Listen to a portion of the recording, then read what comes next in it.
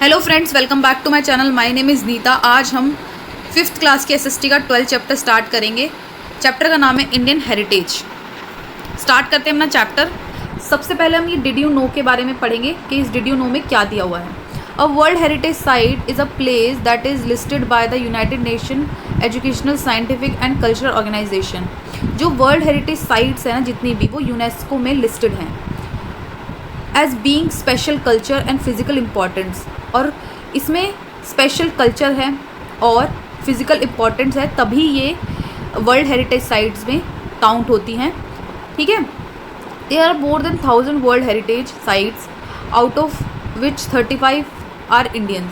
और ऐसी थाउजेंड्स, हज़ारों ऐसी वर्ल्ड हेरिटेज साइट्स हैं, उनमें से 35 जो हैं वो इंडियन साइट्स हैं जो यूनेस्को में लिस्टेड हैं।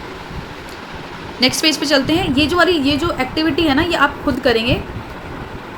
नेक्स्ट पेज पे चलते हैं। In earlier class we have already read about the Indian rich culture heritage.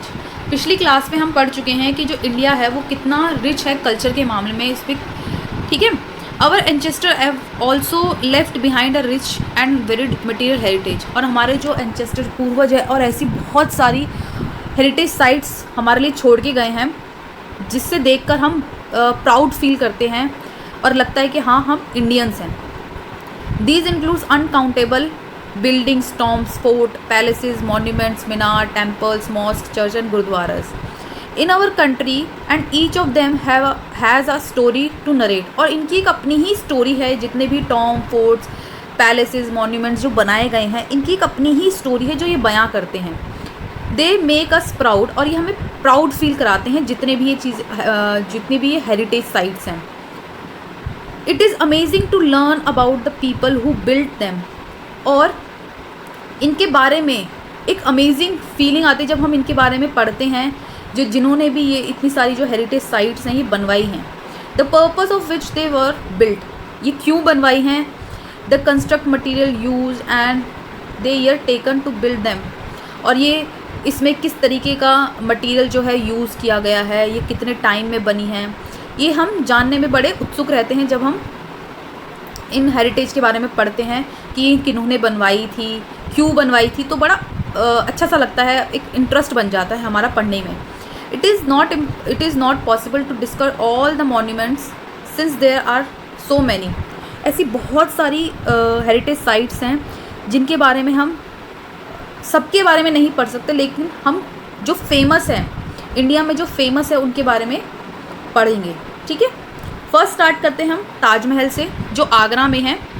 और आगरा का है, इंडिया में है। The Taj Mahal is the most famous of all monuments in India. जो ताजमहल है वो सबसे ज़्यादा फेमस है सारे मॉन्यूमेंट्स में से। One of the 7 wonder of the world. और ये जो है ताजमहल, ये 7 अजूबों में से एक है। This beautiful building is actually a mausoleum or tomb. मुस्लिम मतलब भी मकबरा होता है, टॉम मतलब भी मकबरा होता है, as you know. Build by Mughal emperor. जो ये ब्यूटीफुल बिल्डिंग जो बनवाई गई है, ये ताजमहल जो बनवाया गया है, एक मुग़ल एम्परर ने बनवाए थे, शाहजहाँ ने बनवाई थी ये। ठीक। और ये किसकी याद में बनाई थी? उनकी वाइफ मुमताज़ महल की याद में ये जो है टॉम बनवाया गया था। It is made up of white marble. ये वाइट मार्बल का है, प्योर वाइट मार्बल का बनवाया गया था ये। It is perfectly symmetrical. ये परफेक्टली सिमेट्रिक मतलब इसे किसी भी डायरेक्शन से देखो ये एक जैसा ही दिखता है। It is took thousands of workman over 20 years to complete the building. इसे बनने में हज़ारों मज़दूरों ने काम किया था और बनने में इसे 20 साल लगे थे। It is the finest example of Mughal architecture. और ये फाइनेस्ट एग्जाम्पल है मुग़ल आर्किटेक्चर का कि उस टाइम पे किस तरीके का आर्किटेक्चर किया जाता था शाहजहाँ के टाइम पे। कुतुब मीनार जो दिल्ली में है। Qutub Minar a 72 metre high brick and stone minaret. जो कुतुब मीनार है वो 72 मीटर हाई है, ब्रिक एंड स्टोन मिनारेट है। ठीक है। The tallest brick minaret in the world. और ये सबसे टॉलेस्ट मिनारेट है, ब्रिक मिनारेट है वर्ल्ड की। It is located in Mehrauli area of Delhi, जो कि कहाँ लोकेटेड है, दिल्ली में। और कौन से एरिया में, मेहरौली में।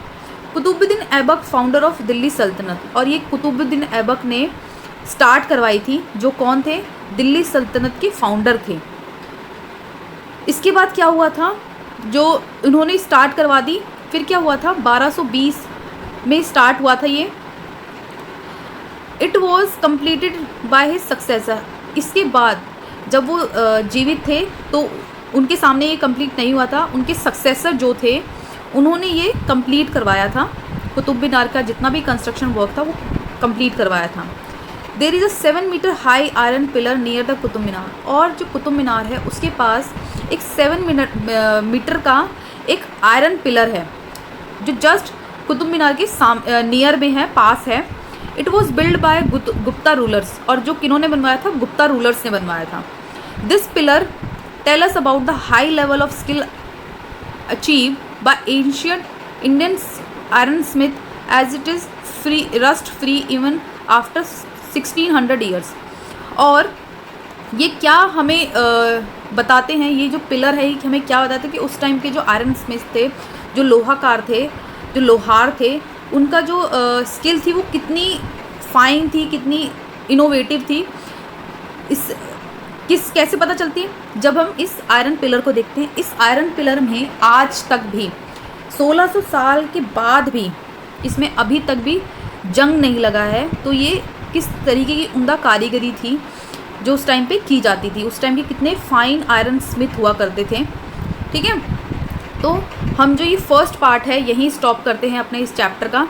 सेकंड पार्ट में हम नेक्स्ट हेरिटेज के बारे में पढ़ेंगे।